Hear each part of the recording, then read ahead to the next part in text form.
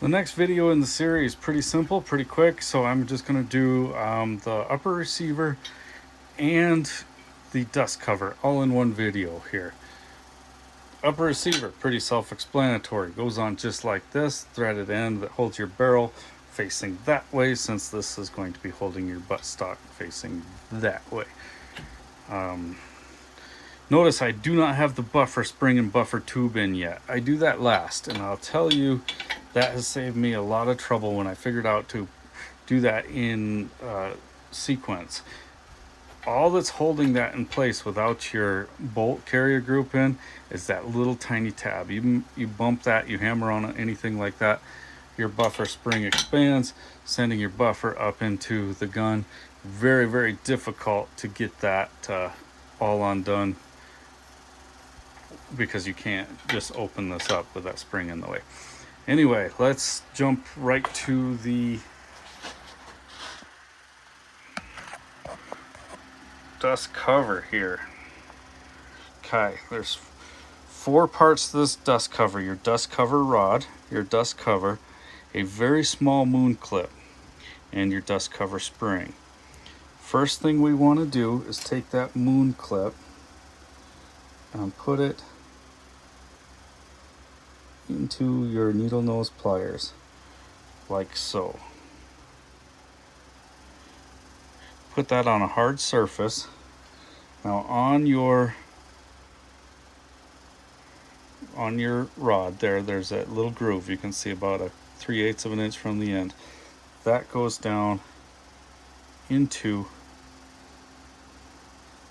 that moon clip that's facing up.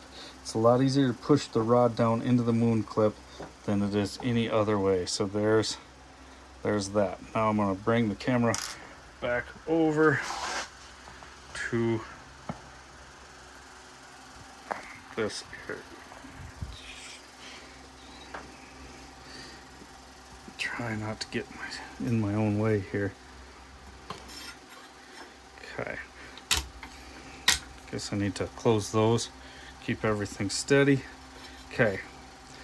With the moon clip back here, and the mass of the moon clip has to be facing out so that you can get it to slide past those threads. Now the dust cover, notice I'm putting this in about 1/4 of the way or less. Dust cover goes on, the little latch is facing out, and again putting that rod in so that it's just part way through that opening, not all the way.